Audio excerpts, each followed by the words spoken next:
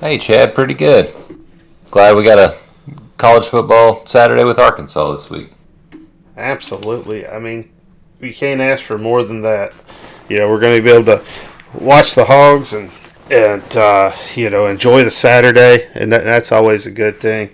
I know everybody. I'm gonna have everybody in my family at least with their first shot of the vaccine on Saturday, so it's all going to be a really good Saturday to be able to sit back and relax and enjoy the day.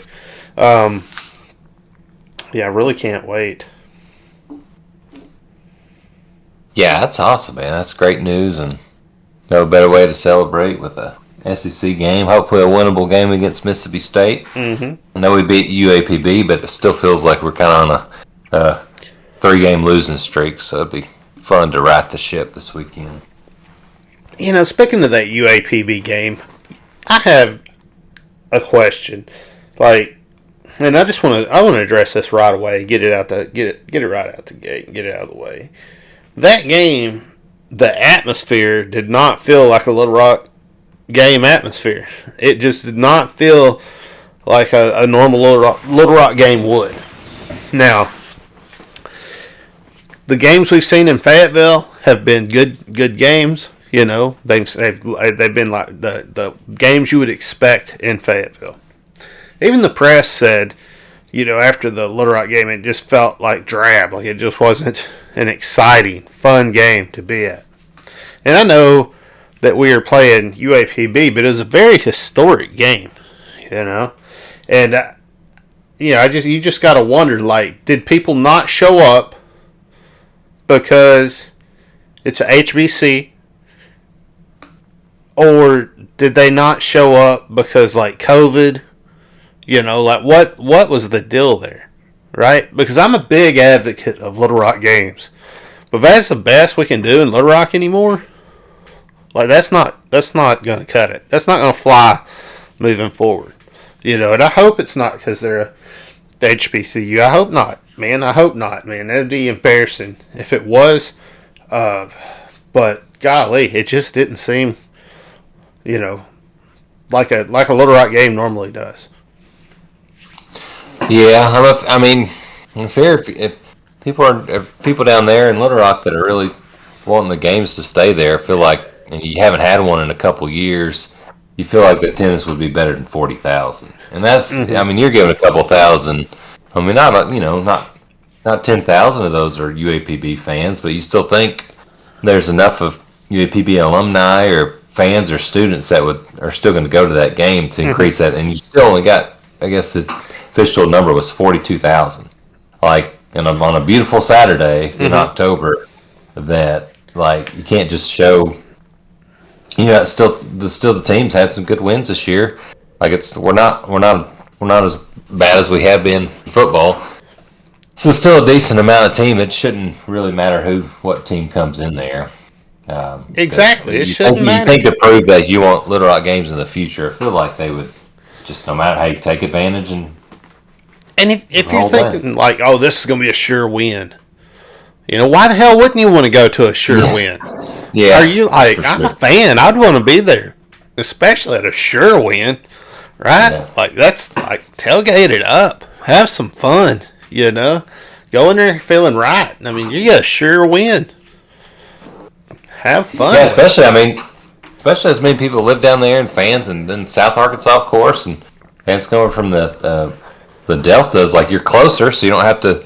I know it was an early game, so you know what I mean. You're able to not drive that far. You're able to wake up early and tailgate, and know after the game you can still spend the rest of the day because you know you're going to win. And it ended up that way. It ended up still, 49-3 or whatever. So it ended up like you thought, or at least close to it. You know what I mean, where you can enjoy the day, and that was kind of surprising that it didn't seem like, hey, let's have a concerted effort to make sure it's known that we as are proponents of having War Memorial games. It kind of makes me sad. I don't want it to go away now. I was like, oh man. There was a whole end zone that was empty, just damn nobody in it. That shouldn't happen, man. That should not happen.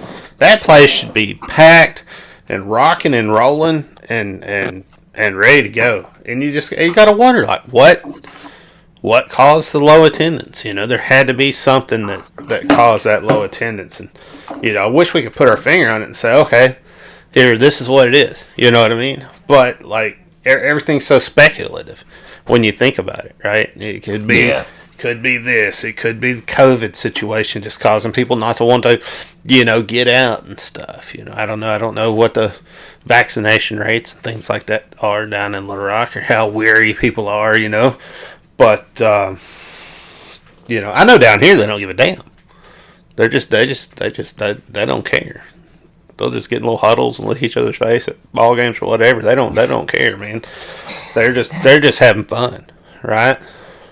Firing the cannons and swigging.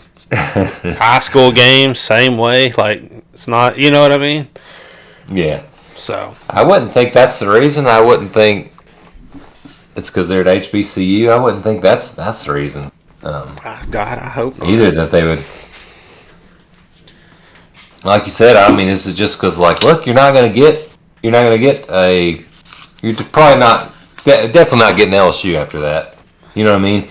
But, like, if you want Missouri, or if you want a Mississippi State or Ole Miss or somebody like that to come, you got to show, like, wow, they came 55, 58,000 strong for UAPB. Man, maybe we should have you know what I mean? It's a great atmosphere. Maybe we should bring another SEC game in here.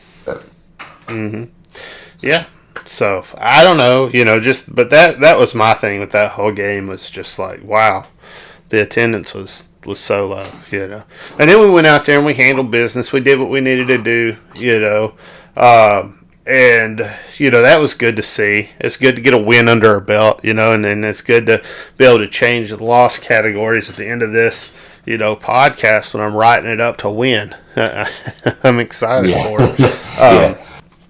So, to me, it's like, all right, we got to win. Now we need to get some more in the SEC, and it's crazy. We're going to go see a Mississippi State team that's like a mirror image of our team, almost. But they do have more SEC wins.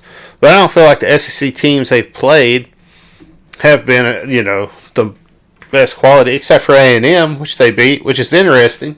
We beat A&M, they beat A&M. So, I don't know. I guess we're fixing to find out who's the best 5-2, team in the, or 5-3 in the SEC, I guess.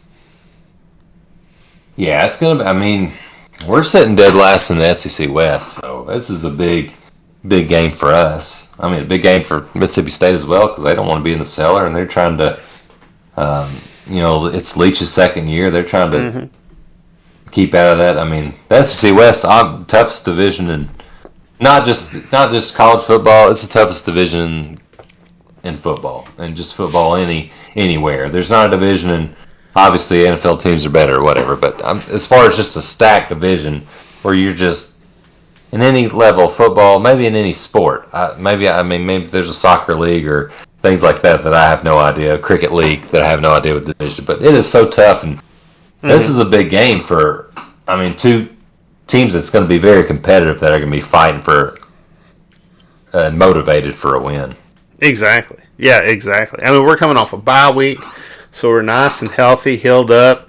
Hopefully we had time to, like, really dig into this team. We've had time to really make the scheming the way we want it. We're going to see a really good, program come out, and we're going to have a really good second half of football this year. But, I think the biggest thing is that, the team, if we can beat A&M, if we can beat LSU, if we can beat Mizzou, then we can go to the Outback Bowl. And I'm going to have a big-ass party at my house. So I'm just saying, like, I really hope we can do that, right? Like, I really want to see that. I think we're capable of doing that. But, if we fall here, it might be a situation where we're scrapping, for that last bowl game win, and we finally get it at LSU or Missouri or something like that. And, you wind up being a, 7-win team. You know what I mean? 6-win team instead of a 8-win team. I don't know, man. I think I don't know. We got a good opportunity. I'll tell you that. Even if we do just get 6 wins, I mean it's better than what we got last year. And I think what we predicted 8, right? So we're still on track for 8, and we're on track for the Outback Bowl, and that's what we predicted at the beginning of the year. So I hope we can get there. I hope we do. I really do. And I think if you beat this team, all right, like you can do it. Like we can get there. We beat, once you beat Mississippi State. I feel like this game is like the precursor to like, can we make it happen, right? Like they're probably the next toughest team I feel like we have on our schedule. Yeah, I feel like I'm discounting Alabama altogether because they'll probably all be beating us. Yeah, that's fine. I'm not worried about. I mean, hell, it's Alabama. Even LSU, even down there, it seems like they're giving up on the season. They play Alabama this week, and I think they're like 30-point underdogs. I mean, even in LSU's worst years and Bama's best years, that's pretty wild. And so once they get smacked around by Bama, what are they going to have to play for? You know what I mean? Even more so than they had this week, last week.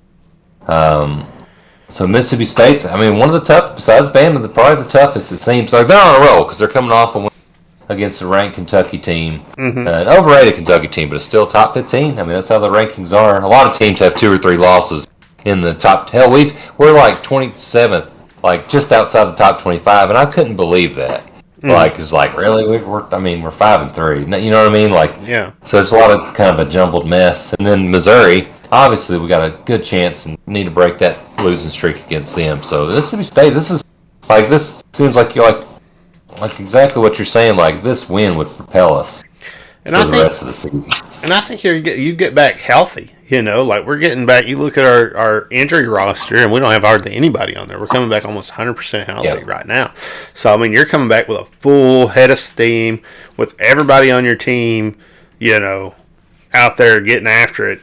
A healthy team. Like, that's scary. And late in the season, all you needed was a bye week to heal up. That's good. That's something else right there. That's tough. But, it took us 8. Yeah. Oh, I was just going to say, I feel like we got beat up there at the first of the year. I feel like we came out real strong, and we just got, like, our depth got exposed. It feels like as we moved into the end of the year. Now, having that time to, heal up and be able to come out strong, like, can we come back like we did at the beginning of the year and really kick some ass? I think so. Hell, maybe we can beat Alabama. You never know. If we win the next 2, we'll definitely be predicting that. Feeling good. I predict that we'll predict a win against Alabama, just like we did against Georgia. Man, if we win the next 2, if we win the next 2, we're definitely gonna be hyped.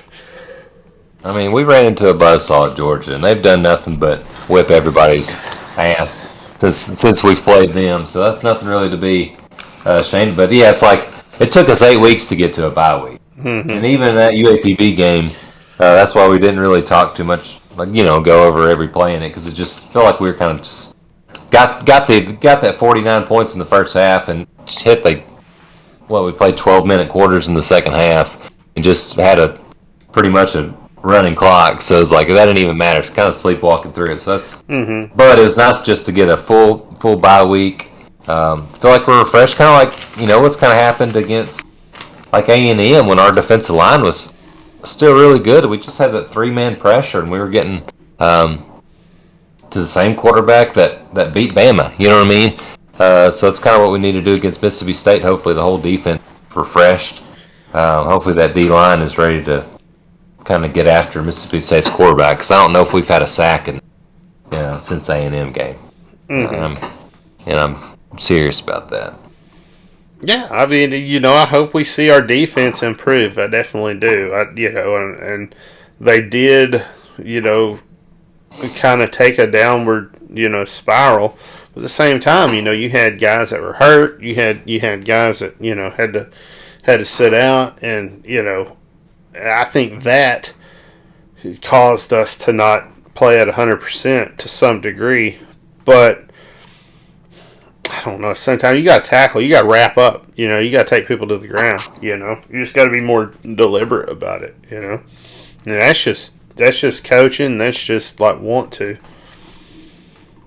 Yeah, these guys are still I mean, they're at one of the highest levels of, you know what I mean, at the highest level of college football. They know how to tackle it. You know what I mean, or they should. And they should be able to have capabilities of doing it. And I know we lost Jalen Catalon. You know, all preseason SEC was headed toward an all SEC season, and him losing it. But now we're prepared. Now we've had a couple weeks to know to get his backups, the other safeties prepared to. Hey, this is the rest of your season. Yeah. I ain't worried. I mean, hopefully the defense recovers because it happened last year. Well, that started off really well. Hell, last year. Mississippi State's first game of the first week of the season last year, Mississippi State just whips up on LSU, just sets passing records. The next week we hold them to 7 points. But then we kind of faltered the second half of last year's season. So hopefully that's not an Odom thing. Hopefully we can get it corrected. Go from there. Yeah, I don't know. I heard Texas Tech's looking at Odom pretty. Got their eye on him. So there's a TCU. I don't know. It could be both. I mean, both of them. TCU, their coach retired middle of the season, so crazy. It's kind of the level like I'd see him going. I don't know. It's okay. I'm not gonna just cry. I'm not gonna say, hey, we need to pay him several $1 million a year to stay. So if he wants to go. You know, I don't know. I mean, that was I think the biggest thing I noticed with that game, if we're gonna, if we want to talk about the UAPB game a little bit, the biggest thing I noticed with the game was I felt like early in the game there were some special teams blunders, and I feel like that was probably the biggest, sore thumb or whatnot that I saw at the beginning of the game. Of course, we came out and scored hard twice, quickly, and it was just pretty much us dominating from that point forward. But and then the second half, it was just mainly, we just got a lot of backups in and stuff, and that was cool that they got some time. But I felt like that's the biggest thing was like we got to get this special teams situation fixed. Like we got to get that fixed. That's been an issue for the entire damn year, and we're halfway through the year at this point. So we should be seeing improvement in that area. And I know it wasn't a lot of things, and I know what we had the punt return, right, which is awesome. But you gotta fix those special team things, right? You gotta fix those. You gotta stop, bumbling these punts and things, man. Yeah, it's come back. Our special teams has been atrocious for several years. Gotta do something about it. But yeah, that was the first Perotti had that punt return for a touchdown. I couldn't believe it because the first one, and I can't remember one of them. Joe Adams, so that's been a decade. So, and that's pretty much the whole game right there. It's like we dominated. We had like teeny tiny little issues on special teams that were annoying, and that was like that. That's how I would sum that whole game up. It wasn't a bad game. Wasn't the most exciting game in the whole wide world, but it wasn't a bad game, and we did well. You just hope that you don't have any issues when you're playing a team like that. You don't have any kind of hiccups, So. Yeah, I mean, but it's happened. So, and we haven't proven that we can clean them up yet. Mm-hmm. But hopefully we don't have any of those miscues against. Hell, even Texas. I mean, we got lucky in that one.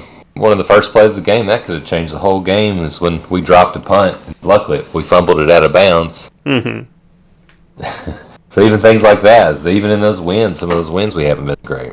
Oh yeah. Well, we had some offsides and stuff, on the offensive line and things like that during this game too. So it's like delay of games. Fumbled. Mm-hmm. I mean, even if I'm surprised, like the backups didn't. I mean, Hornsby was like 1 out of 5, but running game looked good. I mean, it just looked like. I mean, Dominic Johnson. He had a stretch where he carried like 3 or 4 times in a row where he had 20-yard runs. Mm-hmm. So, and Burks, of course, a couple touchdowns. But I mean, just nothing really. No game that we'll probably just like 10 years from now we're just like, oh, that was a classic game against UAPB down in Little Rock. Let's watch that over. I'd say that in 10 years from now. Sometime we're gonna listen to this episode. You remember that time we won the Outback Bowl? Let's go watch that whole year. That would be fun. That would be a fun thing to do. Oh, I remember that UAPB game. Yeah. Well, we watched Texas and A&M and Mississippi State, LSU, etc. We gotta watch UAPB too. We gotta watch all the wins. Exactly. Never say never. I don't know, man, but that's all I got on UAPB. I don't know if you want to get into more detail on that or whatnot, but I mean, I'm good. Yeah, I mean, it was a game we won. We were expected to win. We went out and did our job, and that's what we were supposed to do.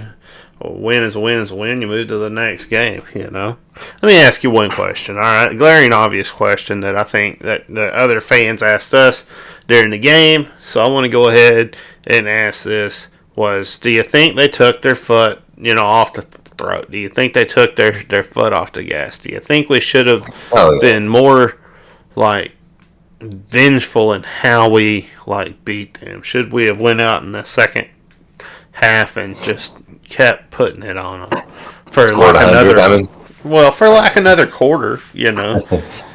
I don't know. That just seemed like we were just ready to get to the bye week. But yeah, the foot was definitely taken off. I mean, we could have kept scoring. It was pretty bad. They're not a good football. I mean, they're a 1-win team, and that wasn't even it. I'm gonna tell you from my opinion, and I feel like this is the right thing to do. I feel like you get out there, you whip them, you got them whipped. You know that your second string can handle it. You get them guys out there, you get them some experience. You let them have some fun too. Let them play some football. That's what they're out there for, Yeah, and you keep your superstars healthy, and you start healing them up for the next game, right? Yeah, I am surprised, but even the backups, we couldn't even score. Have some couple good drives for. The second string and guys that's going to play in the future, or guys that we need as backups to give them confidence and have some fun. I couldn't even believe, we couldn't even do that. Mm-hmm. I don't know. Let me ask, do you think if it wouldn't have been an in-state, if it would have been, Florida A&M or it doesn't necessarily have to be a SWAC college or HBCU. Yeah. I was going to say not Jackson State. They would have came to play, but a Graham or just somebody that just you think if it's just another team that was outmatched, a non-conference FCS Division I AA. Do you think we would have taken it done that, or do you think we just felt sorry for you? No, I just think it's Sam Pittman's style. He's like a Saban type guy. He's not just going to beat the hell out of you. He'll feel sorry for you, dangle some points out in front of you, let you feel like you might be able to come back. We didn't shut him out. Knowing at any time he could just finish it. If he needed to, he knows he's got it in his back pocket. Yeah. He could just trot him out there and just destroy him again. So why do that, right? Why do that? And I, like I said, I think in the middle of the season like this, you got guys that need to heal up. But you got moms and dads that got kids out there that have been riding the bench all year that are, streaking down the field for a touchdown. So. No, you're right. Anyway, I don't know. As long as we win, that's all I care about, And I think that, we did that. And so I don't know. Well, when you look at this Mississippi State team, when we switch gears and go over there, I mean, Leach has not been as impressive as I thought he would, in the SEC. And I don't know if it's just his coaching style or what it is. But, now I said this earlier, you look at our wins and he has more SEC wins this year, right? So what do you think? Do you think, am I just being biased here when I say, like, oh, well, his SEC wins came from teams that, were struggling, except for Texas A&M. But we beat Texas A&M too, so were they struggling at some point in the season and figured it out and turned it around, right? That's the question. Yeah, beating Vanderbilt shouldn't even count. So really, honestly, they really should be considered. I was about to say, they should be. Well, I guess that'd be one. They should be considered not 2 and 3, but they should be considered 2 and 2 because that shouldn't count. I don't think anybody in the SEC should count that as a win, especially against this year's Vanderbilt. I mean, at A&M's pretty. I mean, that's pretty impressive. I remember watching some of that game, and they really, like, A&M struggled, and that's the week before A&M beat Alabama. Mm-hmm. So LSU kind of losing to them. I mean, at first, like, losing to Memphis. Memphis hadn't been good at all this year. Kentucky. I mean, that's okay. I think Arkansas beats Kentucky this year. Their offense is not very good. Or Kentucky's offense is not very good this year. I'm not sure how Kentucky got up to be ranked 12th at the time. Well, they didn't win, or they didn't lose for a long damn time this year. Yeah, that's true. I mean, they got. Well, I guess until they ran into Georgia. Mm-hmm. and Georgia destroys everybody. We've seen that all year. All right, so look, they played Mississippi State 35-34, or I'm sorry, Louisiana Tech 35-34 win. Just barely beat them. I mean, that's crazy. At Starkville, first game of the year, and you almost lost. You squeezed out of there by a point. Yeah. Against the team that is Louisiana Tech, and it looked like they were going to damn beat them in that game. I watched that game, and it looked like they were going to beat them big time. Yeah, yeah. It wasn't like kind of impressive. It wasn't like they were lucky that they were there, man. Mm. And what are they, like, Conference USA or something? Like, what is Louisiana Tech? They're a big time program for now. Yeah. It was. You're right about that. It was a. Who they it got? was looking like, I thought for sure. Skip Holtz over there. Is that? I don't know if he's still the coach. He might be. I think he was for a long time. Oh, then you got North Carolina State. Yeah, he is. Yeah, then you got North Carolina State, and you got the win there. And, the Wolf Dogs, they're not ever, that good, really. I mean, they have, every once in a while they have their years, but this ain't it. Then they played Memphis, and they got beat by Memphis. And that was another close game. Very close game. 29-31, like, very close. I mean, what do you think about Memphis this year? I mean, I think they're okay. I don't think they're, no, an amazing team. Not one of the best Memphis's teams in the last few years, that's for sure. Yeah, no, they're not. They're definitely not. They beat a LSU, like you said. I don't think that LSU team is Well, they lost to LSU. They already fired their damn. Oh, they did. They lost to LSU. Sorry, at home, 25-28. And I don't think that. I'll still say it. I don't give a damn. They lost to them. I still don't think LSU's that good of a team this year, man. I don't think they are, man. You got a coach that's been fired in the middle of the season. All the players are upset. They all loved him. Everybody loved him so much they couldn't even fire him and kick him right out the door and get him hell out there. They'd like fire him mid-season and give him some time so everybody could adjust to the loss. Like, that's how much everybody liked Coach O. So you got a coach that just don't give a shit, man. Just riding it out, man. Just eating cheeseburgers and hanging out with the ladies. That's what he's doing. He's been doing it for a while.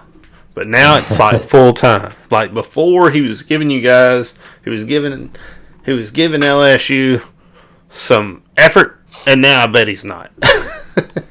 And then you got Texas A&M, and they beat them. And golly, I mean, that's later. That's farther on down the year. Was that before? That was after they beat Bama, wasn't it? So they beat Bama.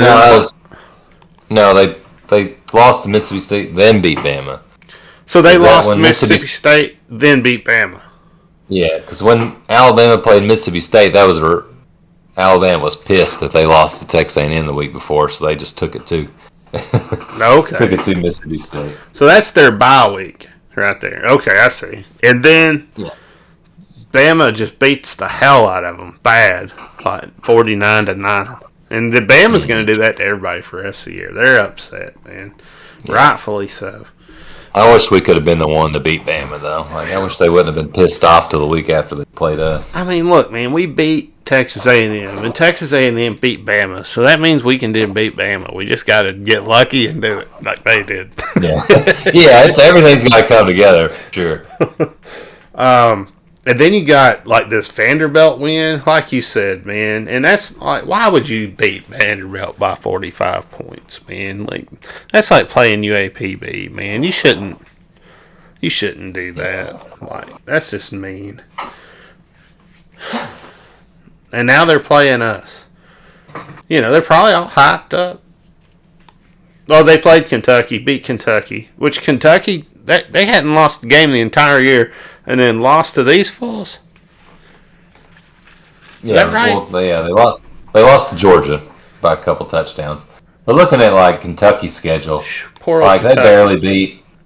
Oh, where did I have this up at? Damn, Lord, I don't know. The rest of their wins really hadn't been. Kentucky's schedule hadn't been too great, especially knowing Florida's terrible. But they did beat LSU pretty good. That don't matter. But they barely beat South Carolina, who sucks this year. Beat Chattanooga by 5. Beat Missouri by only 7. Missouri's bad. So, not really impressive by Kentucky. Yeah, I mean, they beat South Carolina by 6. They did go in there and beat Georgia. I mean, that's pretty good.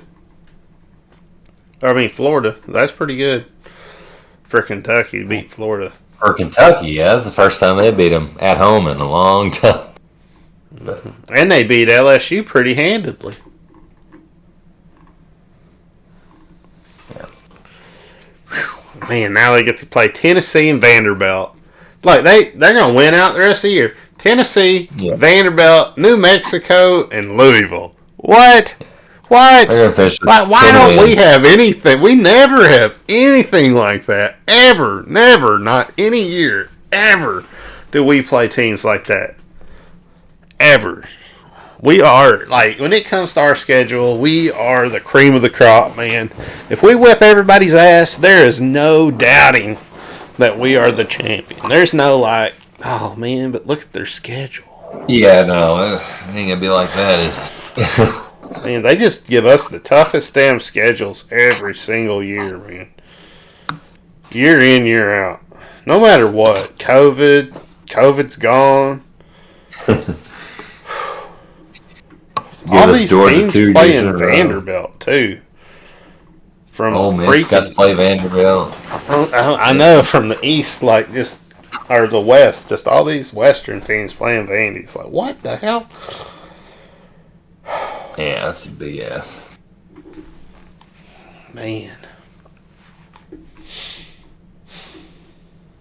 Yeah, I don't know, man. Mississippi State, it's a Mike Leach team, man. They're going to throw it 60 times.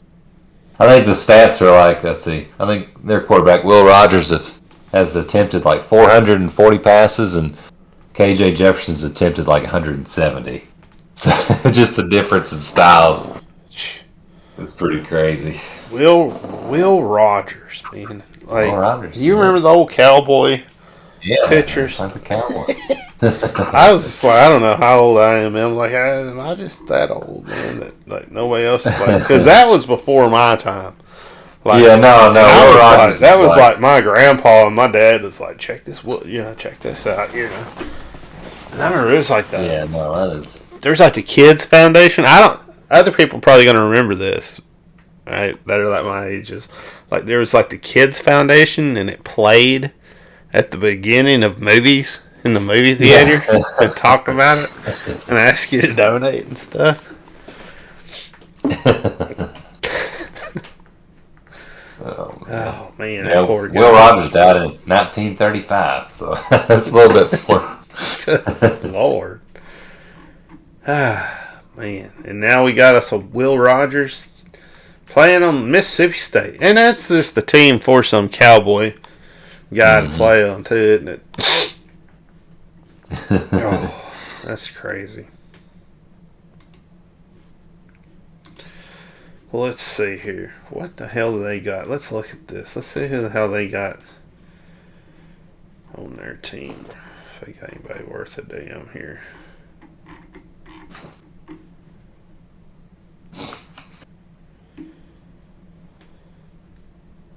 Yeah, that Louisiana Tech game. I normally have all this up. Sorry. Louisiana Tech game was Bulldogs complete largest comeback in HU history. What were they down? 20-point deficit with 12 minutes remaining. That's pretty good. In front of 44,000. Good Lord, that's all they could get for the first game of the year. Crazy. It's pretty embarrassing. They should have seen a loss that day. Every last one of them. Really? I mean, their defense is much better than their offense. Yeah, it's. I mean, usually the Leach kind of has a struggling or defense, but they're not too shabby this year. They're really not. You know, you got that Davis kid, defensive end. He's having a hell of a year.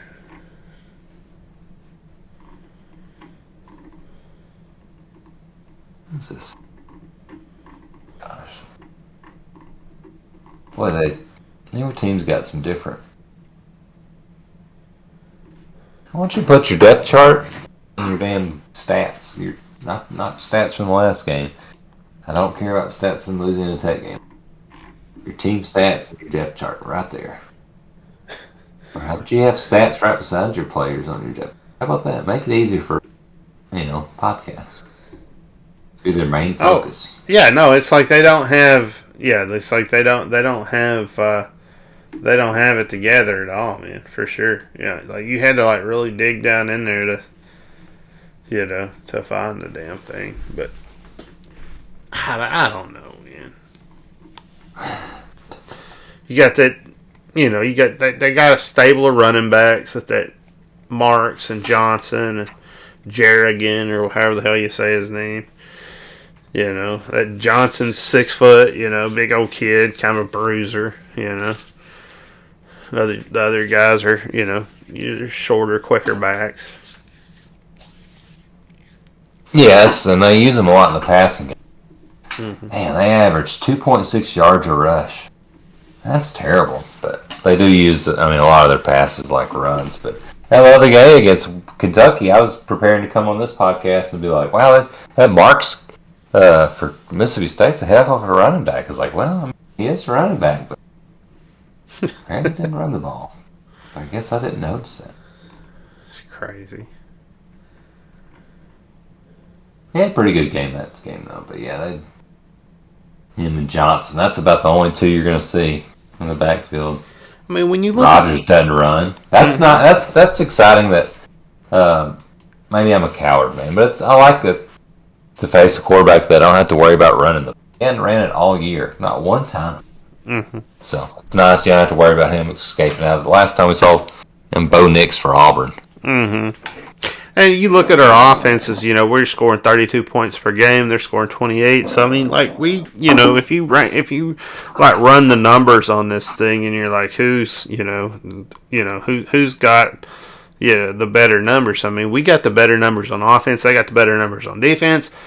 But, it's not by much. It's just like a razor-thin margin there. So, I mean, I guess you're probably going to see a big battle, and it's going to be really, does our defense show up against their subpar offense? If our defense shows up against their subpar offense, our offense should be able to outplay their defense because they have I wouldn't say a great defense. I'd say it's an average defense, and we have, I'd say, an elite offense and a bad defense.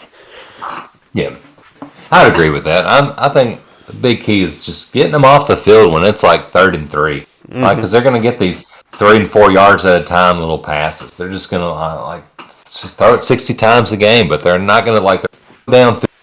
They're not going to hit you with a 70-yard bomb or anything, and they're just going to dink and dunk all over the field, but they're just going to wear our defense. Are we just going to have to play, you know what I mean, on these long drives? Can we stop them on 3rd down and 4?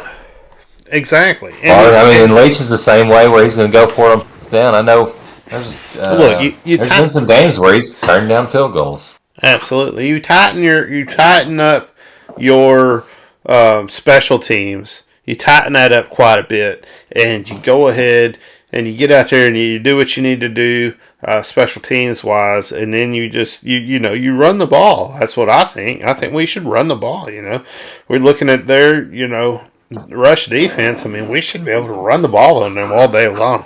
They have a better pass defense than they do a rush defense. So that's really where we want to keep it out of the air, in my opinion.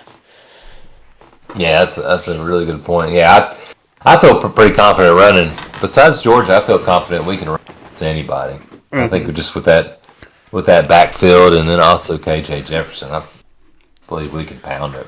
Oh yeah.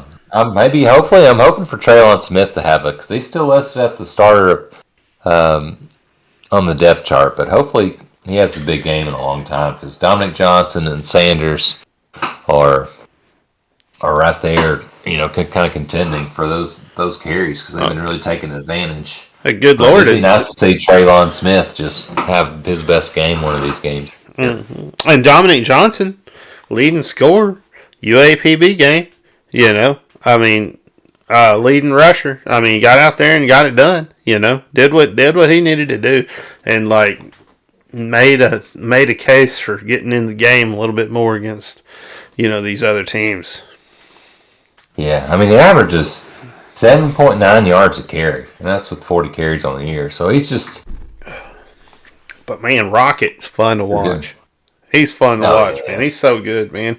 He's so fast, and Traylon's right there with him, right? I mean, golly, they're just also. You got to get them all. You got to get all their hands on the ball. Coming in there fresh. We don't need anybody to carry the ball 35 times. You know what I mean, and wear them out by the end. We just got these guys. We can just put one in after the other to. What do you think Houston Nutt would do if he had all these running backs? Well, I was going to say KJ can run, so I was some direct snaps to the running backs, but he would definitely run it quite a bit. He might think about that wishbone. If he had he'd have a fullback though. I'd like a good fullback back there. Myself, anyways, but I don't know. There's no fullbacks that exist anymore, but I guess I still like one. I guess that stuff's gone, man. I guess people don't play that way no more, Timbo. Well, that'd be sweet though to see. Just all of a sudden, Pittman just brings in or converts one of these guys that maybe it's like I want to play fullback. You know what I mean? I'm not making it at this other position. That's all I want to do is go hit somebody. I want to be the lead blocker and go hit somebody. Maybe a 3rd down and 1, maybe a short yard situation. I get the ball every now and then. What I want to go do is just hit somebody. Now, we always talk about the size of the line, and I think, when you're looking at their offensive line here, you got a medium-sized line. You don't have a huge line. You don't have a small line. You got your 6'5", 305, 6'3", 300, 6'7", 320, 315, So, I mean, you got, and that's Lashley, Johnson, Sharp. So, you have a line, 305, Jones, Cross, 310. You got offensive line that's good size, but they're not monsters. It's not like the biggest. Yeah, you're not seeing any 330, 340, 40 guys like 6'7". Well, you got 6'7", 320, but besides that guy, yeah, you're not seeing them. Yeah, maybe he's got the Chad Morris approach to slim them down to make them quicker. I don't know. Yeah, I don't know. I don't know what they're doing there. That's interesting. But what was that? I don't know. That's what Georgia did. I don't know. Make fun of it and shit, but that's what Georgia did too. So just saying. Maybe it depends on how athletic they are when you slim them down. Yeah, might be. Maybe all those high school when kids. Morris did it, he had like guys with 280 and stuff. Maybe all those high school kids, he's slimmed down, really athletic. Let's see here. Yeah, and that's it. That's it for their offense. I mean, that's who you got. You got their receivers, Williams and Polk and Whaley. They're 6'3". They're tall, big guys at receivers, and that's one thing we've talked about. What does our matchups look like as far as size goes, and so they should be able to get out there and just pick some balls out of the air and stuff, snag some down. And it will be hard to defend guys that tall, that big, out there. Out there playing ball. So what are you gonna do there? You just gotta play as tight as you can and hope to disrupt them best you can. Hopefully they don't hit a bunch of those. Yeah, for sure. You gotta get back and rush. You gotta get back and you gotta affect the quarterback. With some sort of a blitz or something. That's what you get. We got these tall receivers like that. You got to do something. You got to be proactive. So hopefully we'll see some blitzes. I hope so. Yeah, we're 13th in the conference in sacks. 12 sacks all year. Good Lord. Even Ole Miss has 25 sacks. Vanderbilt's got 7. Mississippi State's got 16, but that's terrible. Maybe we'll get some more now, though. Now that we're playing these, I feel like we've played the toughest teams already. I feel like we're going into a stretch where we're playing easier teams. Now, are we playing Vanderbilt and New Mexico State and Southwestern University? No, we're not. Like these other teams, no, we're not. But we do have an easier schedule than the beginning of the year, even though that was hellacious. It's a little easier. So,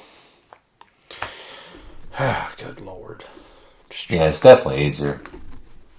What we really need is a defensive touchdown. Remember last year against Mississippi State? I don't know if it was one of the first plays or first drives of the game. Greg Brooks picks a pass off their quarterback and takes it back for a touchdown. That'd be nice. We hadn't done that all year. Yeah, man, it would be nice to see some stuff. I want to come out here. I want to make no mistakes on special teams, and I want to win this game by 14 points. That's all I want to do. No mistakes on special teams, win the game by 14 points. If they're beating us up at halftime, don't tell everybody this is where you want them to be, and that you're gonna wear them out, especially if you're gonna just go for it right at the end of the game for 2 and lose it, instead of continuing your strategy into overtime of wearing them down. Duh. Oh. So, I don't know. I guess I'm saying I don't want the coaches to lose this game. Yeah. That scares me, man. Here's the thing. Here's the thing. He needs to win 3 games to be above 500 as a head coach. Do we want a head coach that's below 500?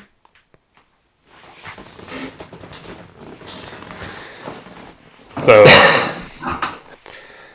I want to get some damn wins. Where's he at now? 8-12, I think, right? Something like that. Oh, 8-10. Okay, so 8-10. My bad. So if we win we win Mississippi State, LSU, and Missouri. That'll put them at 11-10. Lose to Alabama. That'd be 11-11, and then you can win a bowl game, be 12-11, go in the offseason, having a winning record, and then never look back from there. How would that feel as a head coach? And I'd feel really good about that as a fan. Really good about that. Whew. Oh, Leach. 20th season, 148 wins and 100 losses. That's a hell of a lot more wins than losses. That's 50 more wins than losses, man. Let's not be 149. We want to be 101. We'll leave that to New Mexico or whoever else the hell they're playing the rest of the year. Oh, it's Kentucky. Sorry. I was thinking. I looked way too hard at Kentucky's schedule. We don't. Might as well be New Mexico. They had I Oh, we saw got theirs Auburn. Oh, Tennessee State. Tennessee State. Good Lord. Who the hell is Tennessee State? I guess it's no better than UAPB, but damn. Man, we gotta beat Mississippi State, LSU, and Missouri. Like, we gotta win these 3 games. If you don't win these 3 games, I'm pissed off, man. I'm just gonna be honest. I'm gonna be mad if we lose this one. Like, especially as good as we've done all year.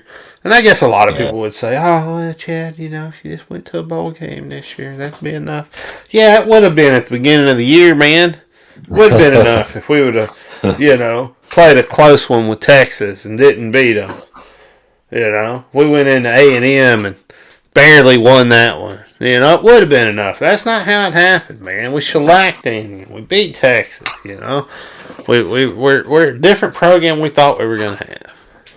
We need to at least wind up with the, guesstimate that we made. Yeah, 6-6 after being ranked number 8 in the nation. Like, that's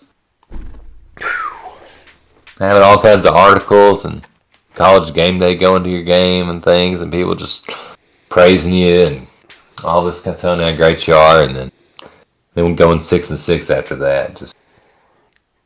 This is definitely good, this is definitely the, besides Alabama, the toughest game we got left in the year, man. I'll feel pretty good if we win it. I'll feel pretty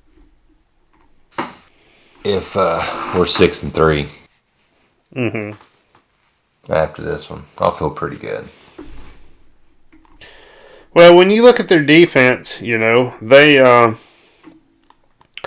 a good little defense. They run that little, 4-man front, stuff, and so, they're doing what they need to do. They're not huge and they're not small.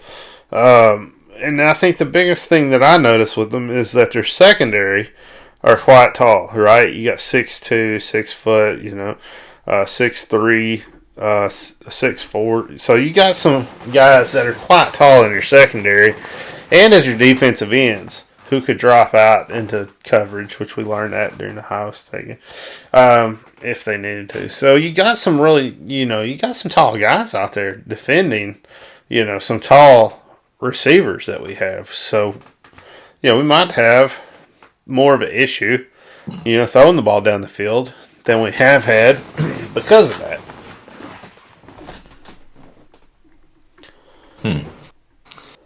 What would you do? What should we do to kind of combat that when they've got? Oh, throw back shoulder passes, try to get comeback routes, hook routes, slants, things like that.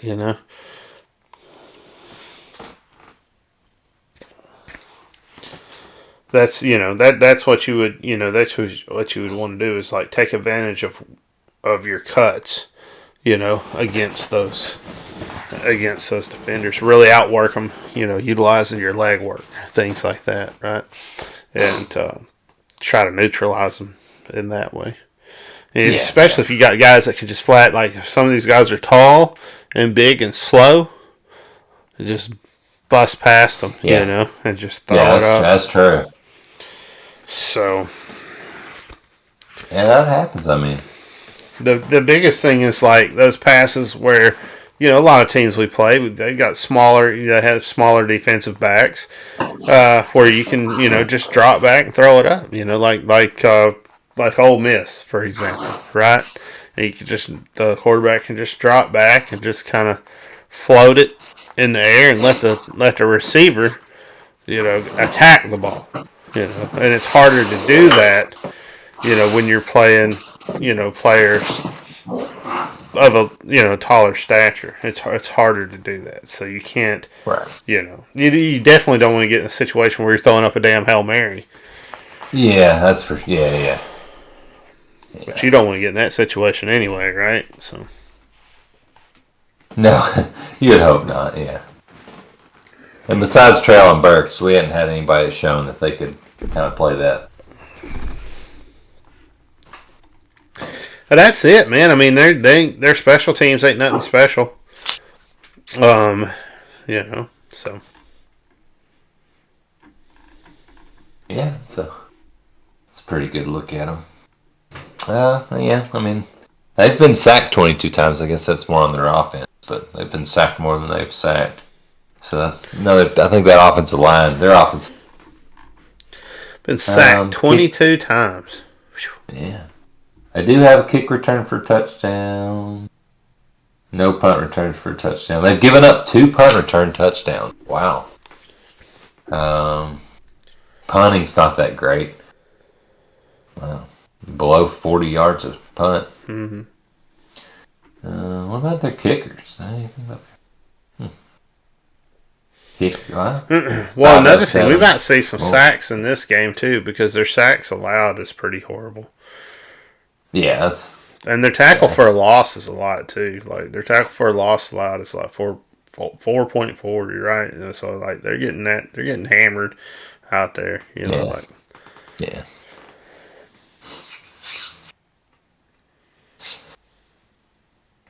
Yeah, we'll be able to take advantage of times where we just kind of stop their drive or force them to where, a 2nd and 17, a 3rd and 21, where they're not really good at passing downfield to kind of convert that. Mm-hmm. That's a situation I'd like to see. Yeah, I don't know. I mean, I hope you don't see a shootout situation with this team. But we might, we've seen it in other games this year already, and I don't think they're an Ole Miss. I don't think they're as good as Ole Miss.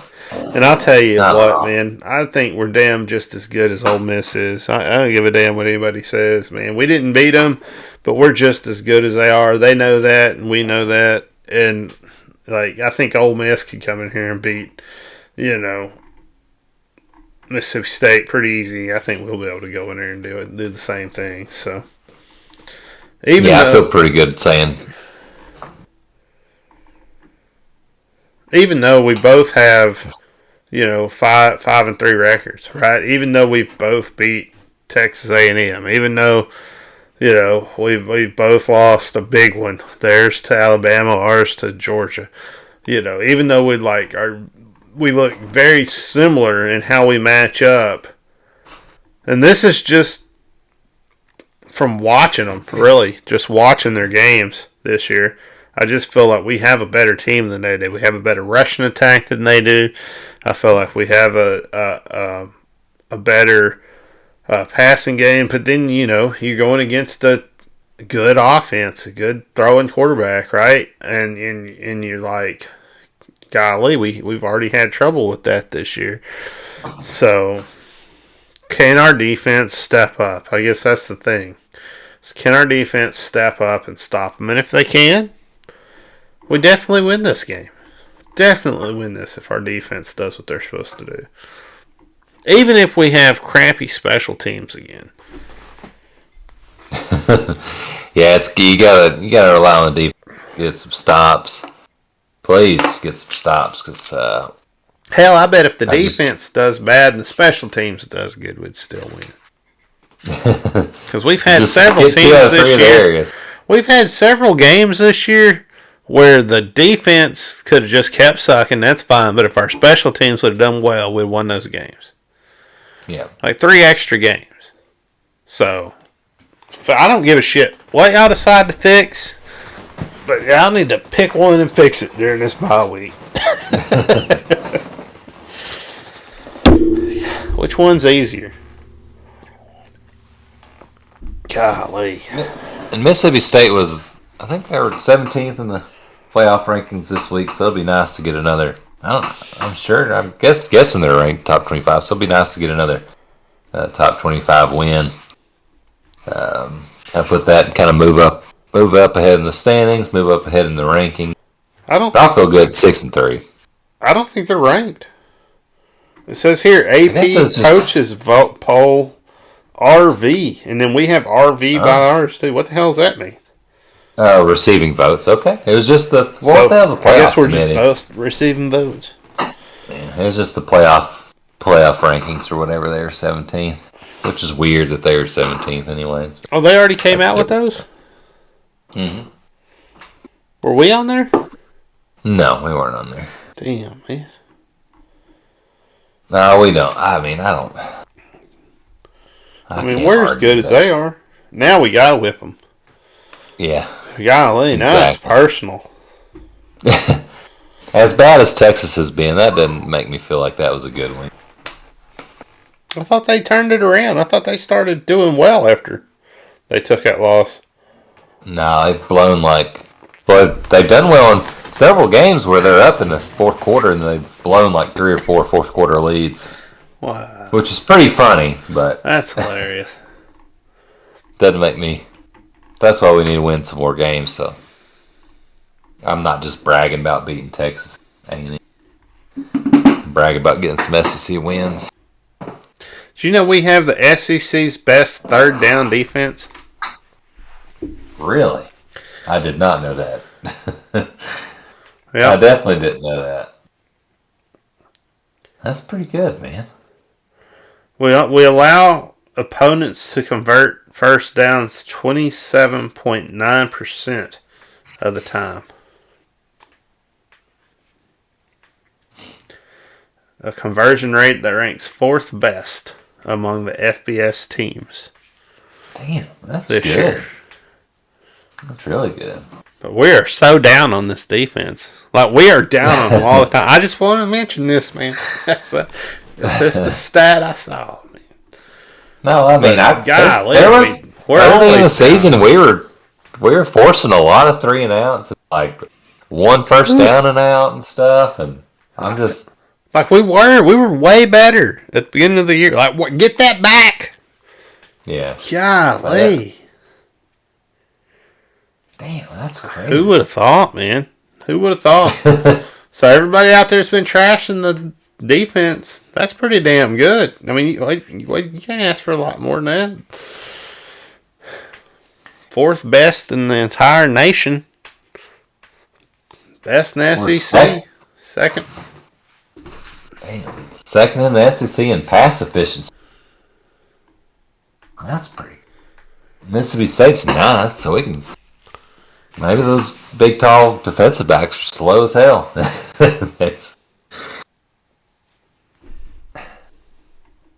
God, sacks. That's awful. Treylon Burks caught a pass in 28 straight games now. That's pretty good. That is pretty. He's about to go over 1,000 yards pretty soon. We're one of 3 FBS teams with 3 ball carriers who have 400 or more rushing yards this season. Treylon Smith, 459, Raheem Sanders, 434, and Johnson at 419. That's pretty good. That is crazy, 3 of them. And we've lost 3 games? Like, what? Why? Why? Why have we lost these games? Special teams. Go back and look at it. Well, You don't see any hype about the special teams on here anywhere. They don't say like kicker hadn't missed a field goal all year, or they don't fumble punts or anything, man. They don't run into each other. None of that. we're 12th in punting. That's terrible. Good Lord. In the SEC? Yeah. Golly. Yeah, 100 something in the nation. Mississippi State's last in the SEC, so there's that. Thank God. Whew. Glad we're playing them this year. Or this game. Oh. Man, that is pretty bad. I don't know, man. I guess we should probably make our picks, man. I don't know. I guess we could probably go on all night about these 2 teams and trying to find little things and reasons and the whys, how we're going to do it. I could spend another 4 hours talking about it, honestly. Looking up more stats.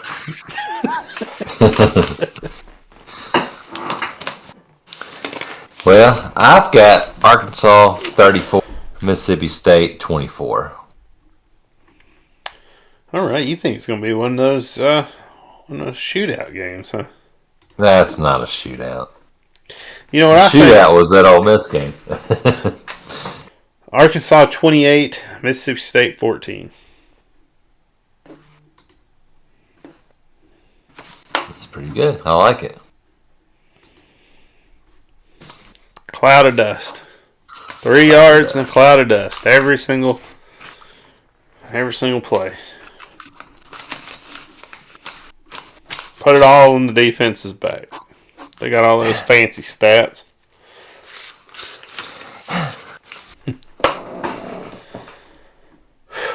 So, I guess we got to talk about basketball now. All right. We got our first game coming up on November 9th. I guess we're playing Mercer. How about that? Mercer basketball. All right, so there was the old boy that went up and he tried to, I guess the big thing was with the exhibition games, and they don't stream the exhibition games, and this is the stupidest thing I've ever seen in my entire life. We complained about this shit last year, continue to complain about it this year. Why the hell is the red-white game and the exhibition games not streamed online? And I don't give a shit if you do it like y'all used to way back in the day where I had to buy the Arkansas football package from Arkansas.com to watch it. I used to do that. And that's fine. I don't care if I need to buy an exhibition package or the red-white game package that includes the 2 exhibitions. I don't give a damn. But you need to figure out a way to stream it so that I can watch it. Especially if you're going to be a jerk about it and you're going to go after some old boy that's streaming the game up in the stands, not hurting anybody, putting it on Twitter for everybody else to see that can't be there, that's literally not hurting anybody at all. Like, why? Why? Because you're not getting money from that? Like, is that just greed? Just greediness? Just your greedy little fingers, Just gotta have the money. Then, damn it, put it up so we can pay for it and watch it. That's fine. We will. Or let people damn alone when they stream it so we can watch it at the beginning of the year. Make a choice. One of the two. Yeah, even if they say, oh, that's an SEC rule. It's like, you know what, guys? Why don't we just say we looked for who cares? Mm-hmm. I mean, shout out to the fan that was streaming it for everybody. Pinto. He's done it for he's done it before. He's done it several times. He's done it several times. Nobody said anything. I don't know what's different about this year. Feels like if the basketball or the athletic program, whoever your check is greedy, I was like, hell, they've sold out every ticket for basketball. It's not like you need, you know what I mean? Like, what else do you want, man? You're gonna get plenty of money for basketball. Look, but maybe they hadn't. People drive up. Maybe they hadn't thought about it. But if you was offered the red-white game package that included the 2 exhibition games streamed in horrible quality to your computer. No announcers. I don't need announcers. No announcers, nothing. For $20, would you watch it? And not only would I watch it, I would stream the shit. I would put it up on our podcast, and we would announce it for $20, right? Like, hell yeah, I'd pay for that. I'd watch that. Who wouldn't?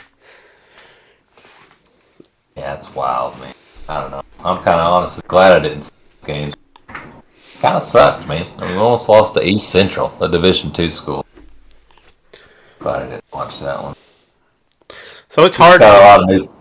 Yeah, it's hard to go in there and say, hey, this is what's going on. This is what we are. Like, we got a lot of players that come in, and you're thinking, hell, we got a good team. We got all these hot shot players, that and other.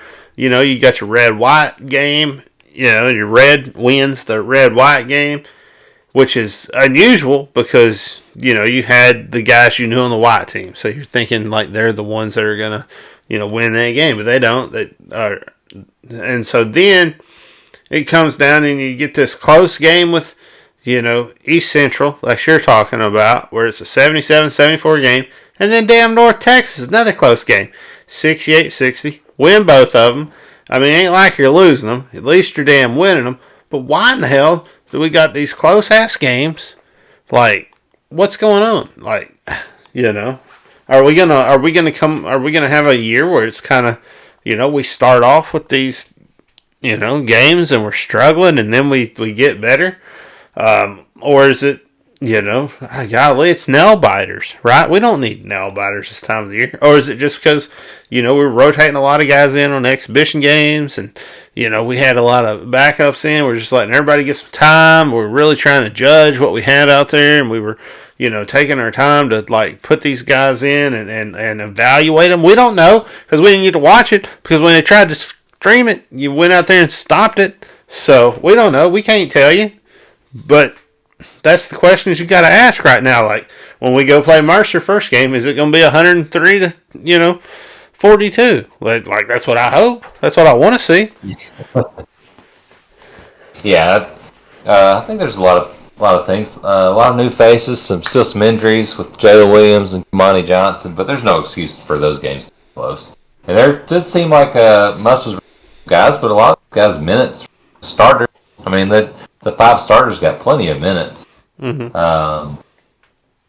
So it's hard to say without really watching it, but just from somebody that the last week that told me about that, he didn't know what the hell was going on. He really thought we were going to lose when we were down by double digits. He just said it just what lack of energy. I don't know. This is the thing though. It's like, yeah, of course, we're definitely going to be better. This team's going to probably start to gel the SEC season later on, but is it going to be too late? Are we going to have lost to a Gardner Webb or a Penn or Central Arkansas or something like that? Maybe not. Maybe we go on throughout the non-conference.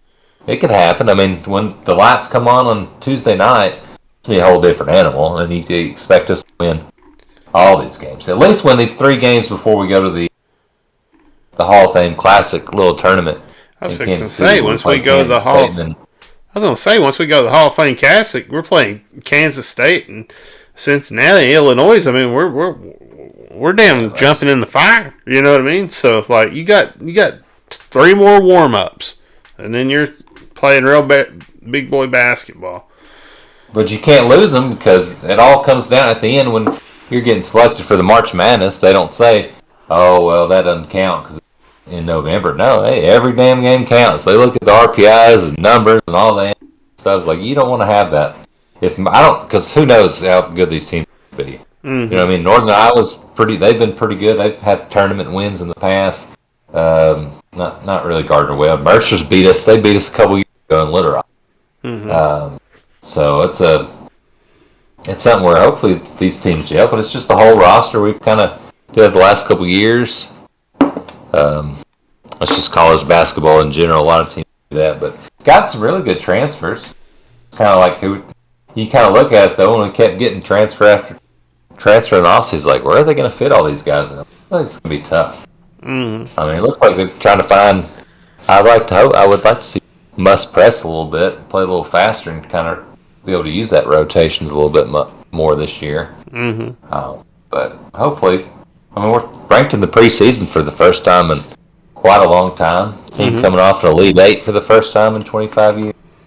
So there's a lot to be excited about. But those first couple exhibitions are a little weary. And that doesn't mean, like you said, we don't come out and beat Mercer 140 though. Mm-hmm. You know what I mean? It's just like, okay, good.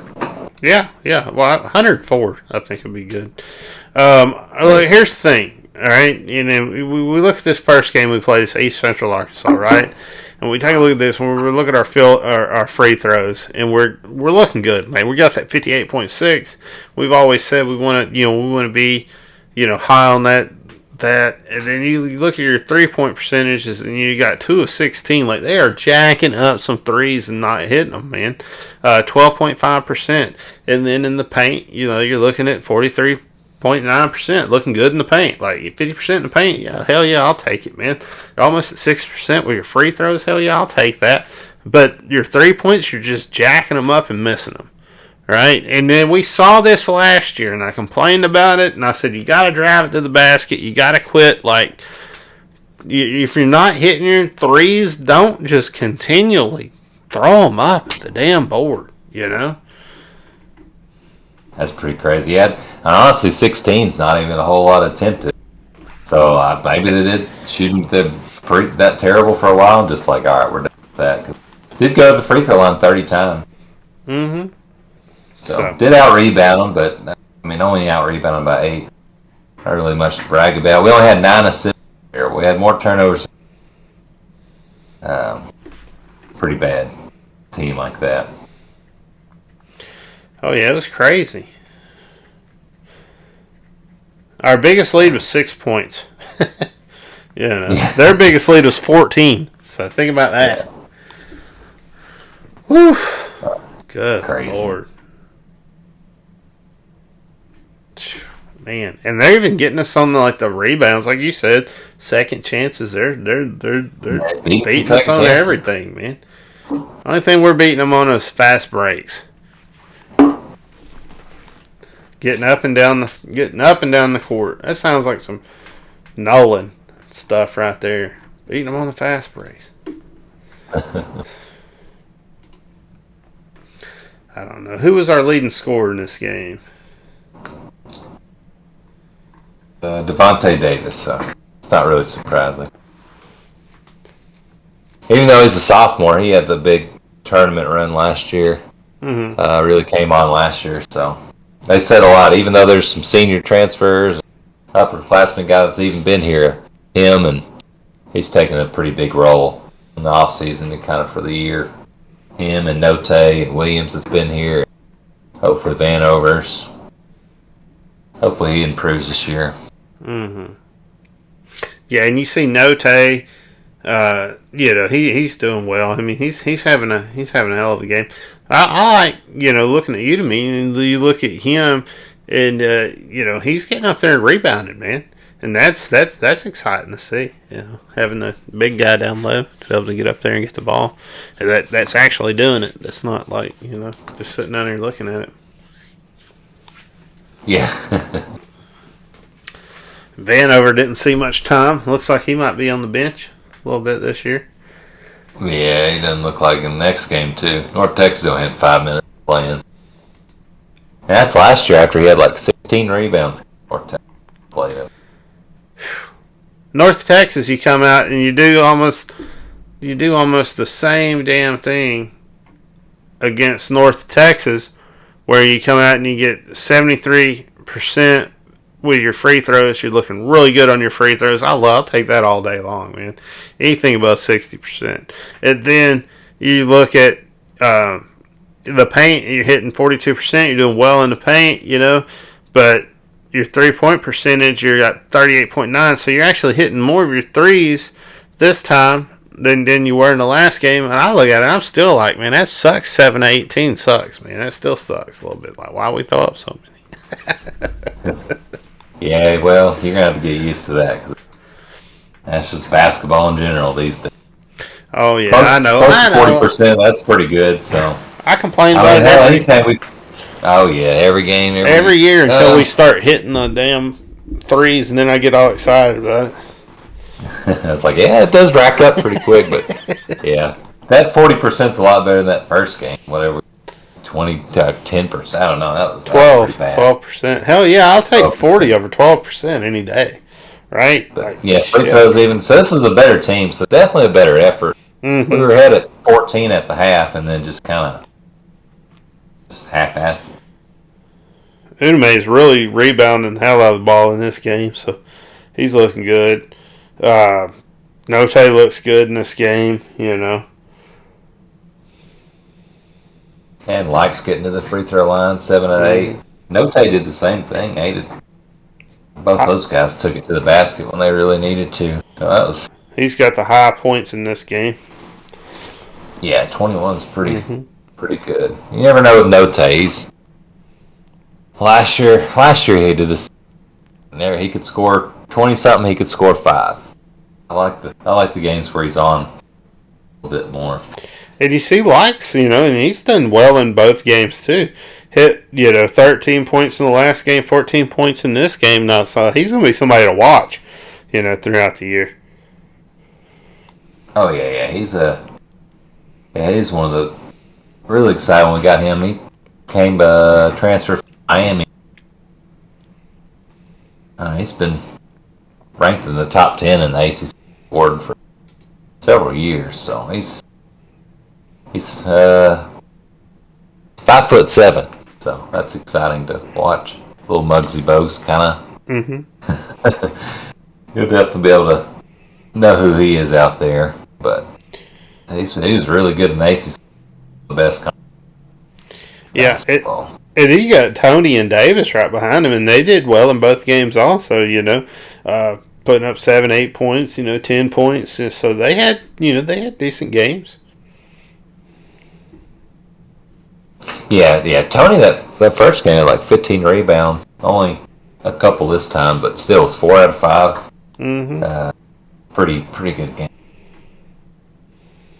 Jackson Robinson, he's supposed to be a sharp shooter, and 0 for 3, and I don't think he hit one the first game, so he's got a 14 minutes, if not really much from.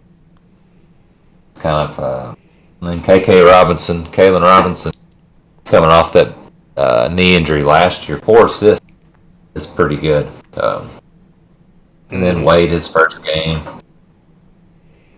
Well, it's okay. Our turnovers are much better in this game too, right? So.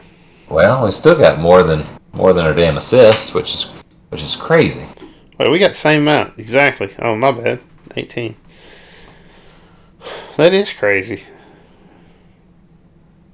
13 second chances, 18. Good Lord.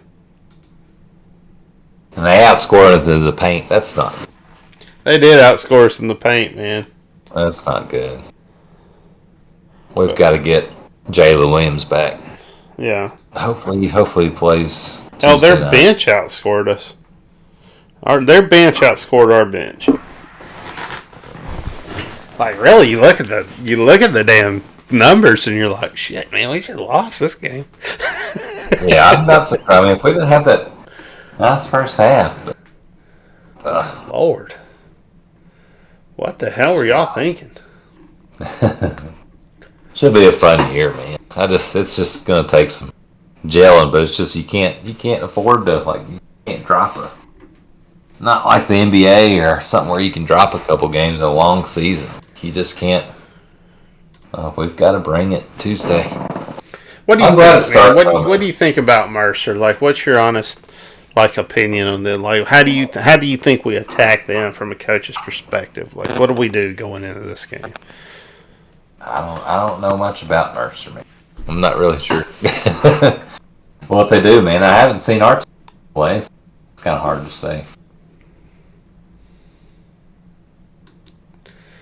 Oh, we're fixing to.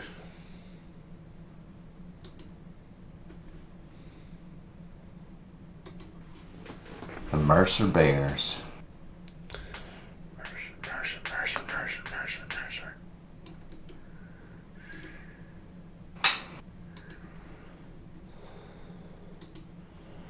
Number 1 team in the nation, Tim.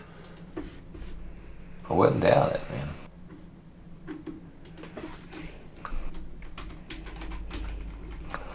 Well, who else do we play? How many games we got before? Okay, we only got one game before the next podcast. Oh, yeah, we got Mercer on November 9th, and then on the 13th, we play Gardner Webb, and then on the 17th, Northern Iowa. But we can cover those on the... Oh, yeah, that'll be next week. Next week, yeah.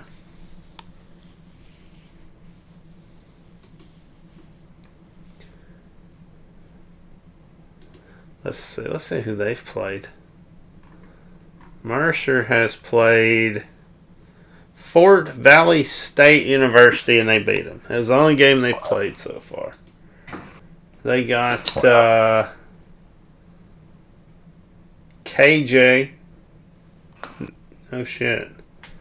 Looks like he's their leading scorer. But Deucet is his name. It's not a cool name. And they got this Rudolph Doraven. Well, that's Fort Valley. Let's see, Mercer. Oh, my bad. Yeah. Oh, thank you for catching that. Good Lord. Yeah. Tolly Alvarez. Well, he looks pretty good. 19 points. Alvarez. Well, that's like two guys that's really Tolly. efficient. Goodness. Yeah, Tolly, that's a pretty cool name. Jalen Johnson, 12 points. You got this Sharon Grant down here with 17 points, and this Lamar Robinson with 13. They kind of look like it spread the wealth a little bit, but those some big names. See, Alvarez, so he's probably the. Oh, let's see. That looks how it looks. Who you're gonna have to worry about is Alvarez, Johnson, Shannon, and Kamar from this team. Maybe Felipe. Felipe and James, they had a good game, but it wasn't nothing, wasn't nothing to write home about. Man, that's a big old boy, this Shannon Grant. 6'10", 280. So that's going to be, who's going to match up? We don't have anybody near. Like, guys are like 220 pounds. So that's going to be a big matchup for us inside. Man, he did that. Eight field goals in 16 minutes. Mm-hmm. And big old boy hit a three. 200. You gotta be careful when they're jacking up. Them big guys are jacking up threes, man. They can hit them. Goodness. Mercer, I don't know, man. Mercer don't play. I know Fort Valley. I'm trying to look up what division. Oh, they're Division 2. Okay. Looks like this Jalen. That's their 3-point guy, and this Kamar. That's their. They're jacking up the most threes out of anybody. 3 of 5 and 4 of 6. So. Let's see. They hit about 45%. Not as good free throws. 63%. And like you said, Alvarez and then what's his name? Shannon are both in the paint. They're about the same. They 8 of 10 and 8 of 11. I mean, they're about the same. Working down low. So, but you're only getting 16 minutes for Shannon versus 26 for Alvarez. You got to wonder why that is. Yeah, Alvarez definitely. What is he? 6'2", 165. He's been. They're going to be coming in to win this thing, man. Oh, yeah. Especially after 2 games we just played. Yeah. Oh, yeah. They're going to be looking at that and be like, we can beat these guys. I guess there's no film. Surely if we don't get to watch it, they don't send film over to... They better not damn be sending film to the other team if we don't get to watch it. They probably were mad when Pinto got put out. Now they all know what we're doing. Now they all know what we're doing. Damn it, Pinto. That's probably why they did it. Probably why we're going to lose to this team. It's probably Pinto's fault. Probably. Damn, Pinto. That half of basketball that Mercer watched. Oh. What if we just get beat really bad? Coach comes out and he's like, "That's what y'all get. That's what the fans get." Like, that would be super hurtful. Because he's like so supportive of every sport and everything. Oh, yeah. It's what happens when you stream the damn red-white game. There's a reason we don't put it on the internet. The reason you can't purchase it. Man, he's a poor loser. So if we did get beat by Mercer, boy, not sure what he'd do, man. Good Lord. That's why he needs to win, so he doesn't have to be a poor loser. I don't know. I guess we should guess a score for this one, huh? Yeah. Let's see here. What do you got? Mercer. 72. Arkansas. 83. 83, 72. Okay. I'm going to go Arkansas 91, Mercer 68. So Let's hope. Let's hope. All right, so here's the thing, man. I'd love to tell you about hockey. I'd love to give you their update. I'd love to tell you, what their stats look like. I'd love to dig into the next team. But they don't put nothing on their damn website. We don't even know if they won the last 2 games they played because they ain't put nothing up there. Like, what? Update your stats, your website. Like, how do we know? How can we support you? Help us help you. Help us help you. Exactly. Yeah, I'm not really sure. I guess I'm sure they won. I'm not sure. Or maybe they lost both of them. Maybe they lost both of them. They're ashamed, and that's why they didn't put it up there. They didn't want to say it. Yeah, I hope not. But it's crazy. They've always updated, no matter what. Always kind of. This year, they've definitely been less, because at the beginning of the year, we went to look at some stats and stuff. They didn't have it updated like they normally did. Like last year, they gave us a player profile and stuff. Like, it was really nice, remember? Yeah. But, they didn't do that this year. We wasn't able to go through all those things this year. So, all I'm saying is, get your shit together, hockey. I hear that the hockey jerseys are on sale. I don't know. I haven't got a link for that. If I get one, I will put it out, on social media for the Hog Call so everybody else can pick one up if y'all want. But if they are, I'm definitely picking one up for sure. Yeah, those are pretty sweet. I think they're like $100 last year, and I'm okay with that. But even if they're at $120, I'd still pick one. Pick one up. Yeah, those would be pretty sweet. I tell you, I have a hockey jersey that I bought 20 years ago, and that I wasn't a big fan, and the Lightning wasn't really a big thing back then, and I had basically just moved to Tampa Bay, so I wasn't a huge Lightning fan. I just wanted a hockey jersey because I was a big Kevin Smith fan. And he wore a hockey jersey all the time, and so I was over at Universal Studios, and they have they had a whole sports thing when you walk in there where you can buy whatever you want. So I was like, hell, I'm buying me a hockey jersey. So I just looked for the one with the coolest logo, basically. So I wound up getting the Flames, right? The Calgary Flames. It's a cool ass jersey, man, and. I still wear that thing, and I wore it every day for a long time, but it looks brand new still this day. I wore it a lot during college. You remember me wearing that thing? Oh, yeah. So, those hockey jerseys last forever. Yeah, those are really good materials. It'll pay off for itself pretty quickly. So that's really cool. Yeah, it's one of the most comfortable things. Like, you can wear it when it's super cold out, or you can wear it when it's a little bit, when it's a little warm. And not you don't want to wear it when it's hot, definitely. You'll be just being too hot. But you can wear it in a lot of different situations from, as soon as it hits the 70-degree range and down. They're good. Yeah, that makes sense.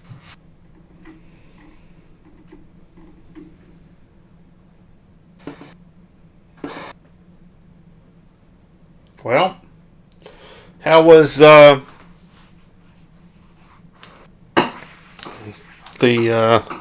fantasy? Well, let's do picks first. I just wrote down these picks if you want to. Oh, yeah, let's do those.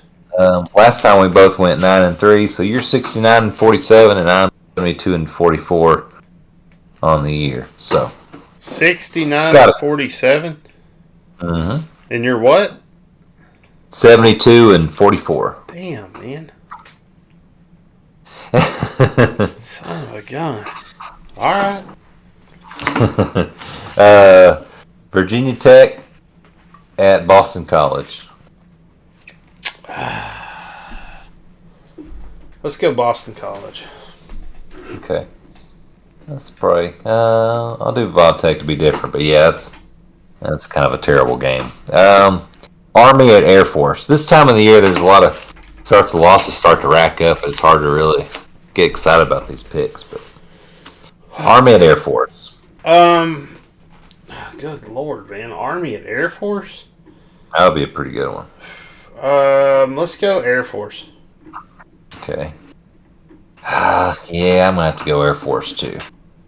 Up there in the mountains. Kansas State at Kansas. I'm pretty sure that... I'm just thinking about it. I'm pretty sure that Coach Horton is the running back coach at Air Force. I think you're right about that. Yep. They've had a really good year this year, so good for. He's running backs coach and special teams coordinator. We need to get him as our special teams. That's what I was fixing to say. We might need him at the University of Arkansas with all these awesome running backs we got and horrible special teams. Yeah, I hope you're looking at that, Coach. My goodness. It'd be nice to see him back here where he belongs. Right? Let's see. Kansas State at Kansas. Kansas State at Kansas. Let's go Kansas State. Okay. I'll go Kansas State as well. Louisiana Tech at UAB. Louisiana Tech. Okay. I'll go UAB. SMU at Memphis. Memphis.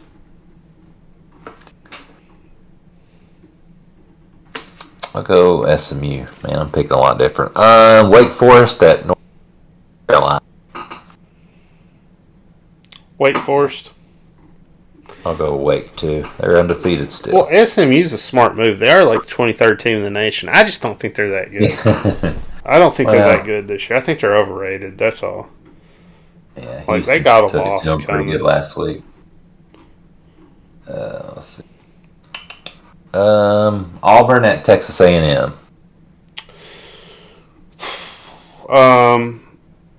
Shit, man. Does everybody get a turn with Texas A&M except for Alabama? I almost feel like that. I'm gonna go Auburn. I bet everybody gets a turn with Texas A&M this year. Yeah, everybody gets to beat them, but Alabama. How embarrassing is that for saying?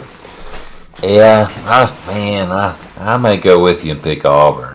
Auburn's been, I hate to say it because I don't like the coach, but Auburn's been looking good here lately. They have, man. I'm going to change my pick. I'm changing to A&M. They're at home. Michigan State at Purdue. Michigan State. Yeah. Yeah. Oh, hell yeah. Yeah, that's easy.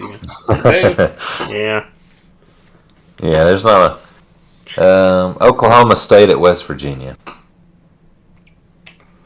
Not really a whole lot of good games, except, Auburn A&M is about the closest as far as... Let's go Oklahoma State. Okay. I'll go...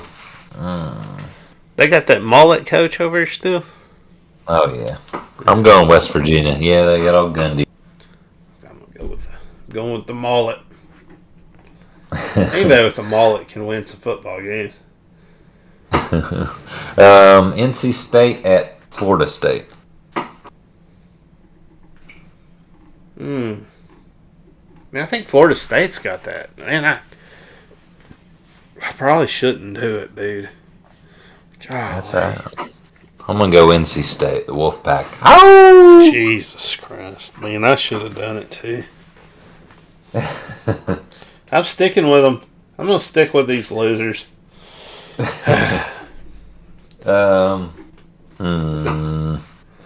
Tennessee at Kentucky. Kentucky.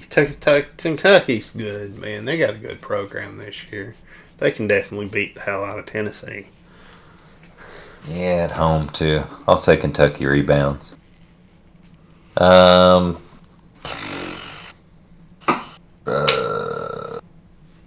Golly, like the other SEC games stink. Like I'm not. We're not. LSU and Alabama. Florida, South Carolina. Those are all. I say that though, South Carolina. Florida, South Carolina. Yeah, we can pick that one if you want. I don't know. I'm probably gonna pick Florida. Yeah, I am too. Texas at Iowa State. Let's go with Texas. Okay. I'll go Iowa State.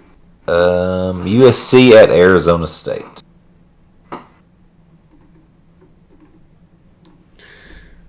Arizona State. Yeah.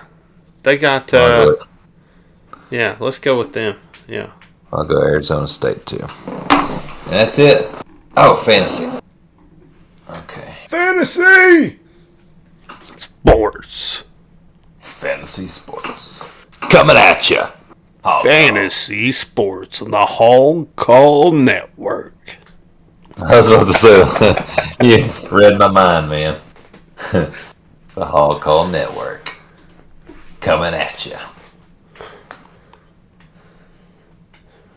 What the hell? Well, we got rants.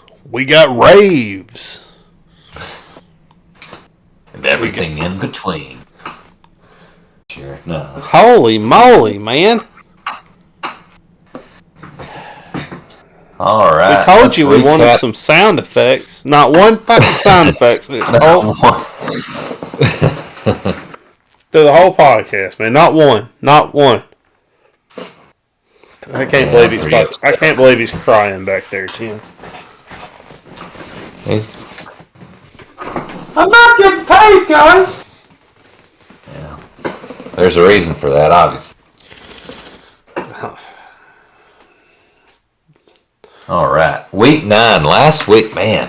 Fantasy is coming to a close, too. I am sad about the end of the end. I haven't done well. I'll be honest. Last week, EV Dobb beats Hogstradamus, 175 to 129. Good God. Big Wiener Bandits, part 2. 1 beat Maynard, 195 to 109.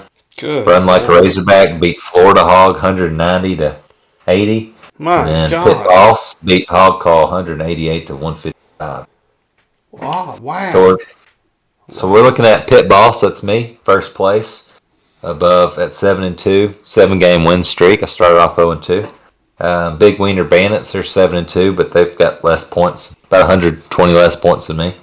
Run Like a Razorbacks 5-4, Team Evie Dobbs 5-4, Maynard 4-5, Team Hog Calls on a 3-game losing streak, 3-6. I can't win. Florida Hogs 3-6, and Hogstradamus 2-7. Only got a couple weeks left, and there's only 4 spots to make the playoffs. I haven't done well. But we're gonna keep trucking. We're gonna keep trying. My games are all like I lost by a point. I lost by a couple points, and then I got blown out this week. But yeah, that's all right. So let's see. Got 2 more weeks before the playoffs, so you really need to. Hey, I mean, either getting in or I'm not, man. I'm just going to set my lineup and I'm going to let it roll. You know, what can I do? Oh, you got to try, though, man. You got to try. Dude, I'm in a league where you just pick the winners of of the NFL teams, right? And I've been in the top 5 for the entire year, man. Won a couple weeks, which means I get like $400, which is cool, right? Because I get the 4, but I forgot to pick tonight's game, so I'm probably done. I'm probably done in it. I'm probably it. That's probably it. I probably can't recover from that. Who would you have picked? Indianapolis or the Jets? Indianapolis. Yeah, you definitely would have won that. Yeah. Maybe they won by 30 or 40. Mm-hmm. And they were ranked at the top, number, it was the most heavily weighted team for whatever damn reason tonight. Yeah. And I missed it, man. I missed it, but I'm just saying, it's like those are the things that that happened. And the reason I missed it, I can tell you why I missed it. It's all down here. It's spiral. It all like connects, right? So at the beginning of the year, I'm in a league for work, and I had picked, I can't remember who it was, but I had picked somebody to win a game, and then they damn lost this week. And the NFL games are crazy this week. Like the amount of underdogs that won was just, it was insane.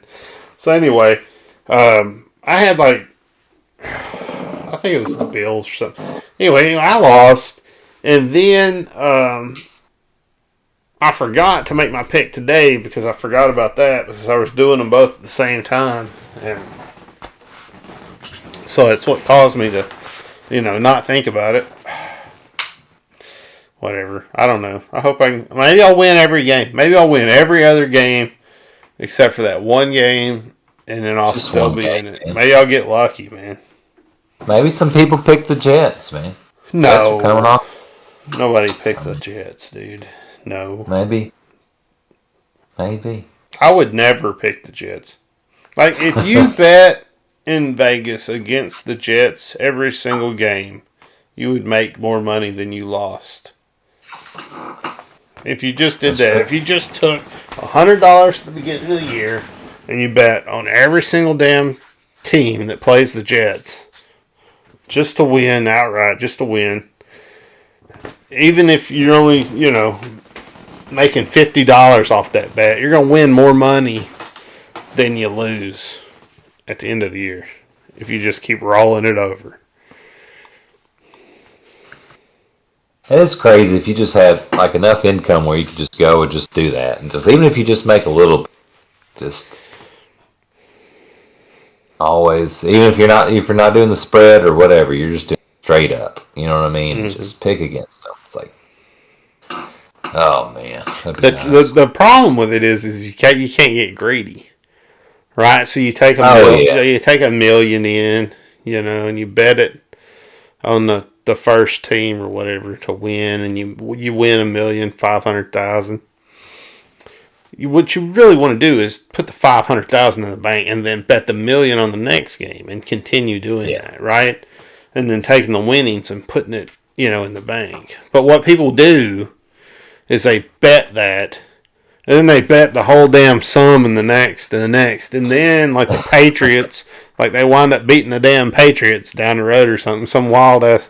They play the Bucks and beat the Bucks or the Saints or some team they're not even supposed to damn win, and you lose it all, and you're like, well, shit, I can't start over. Man, on this damn kind of pisses me off on this website. On this college fantasy website, it says the trivia is Bear Bryant never served as head coach at which of these schools? Maryland, Alabama, A&M, Kentucky. It's like, damn it, man.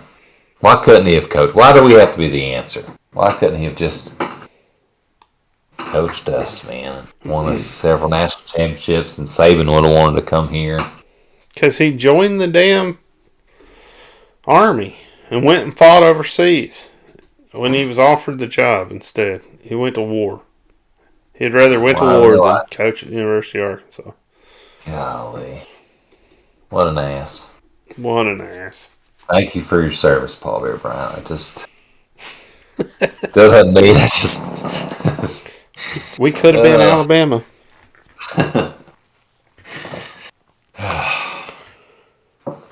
I've thought about that more than once. Yeah, I just think about how Kentucky feels. Yeah, he won a national championship at Kentucky, and the dumbasses gave him a watch and a pat on the back and hoped that he would stay.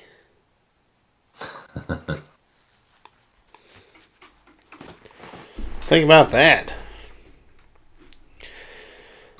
Oh, man. Well, I don't know. I guess that's about all we got. I don't have anything else. That's pretty good. That's a good podcast. Woo Pig Suey. Go Hogs.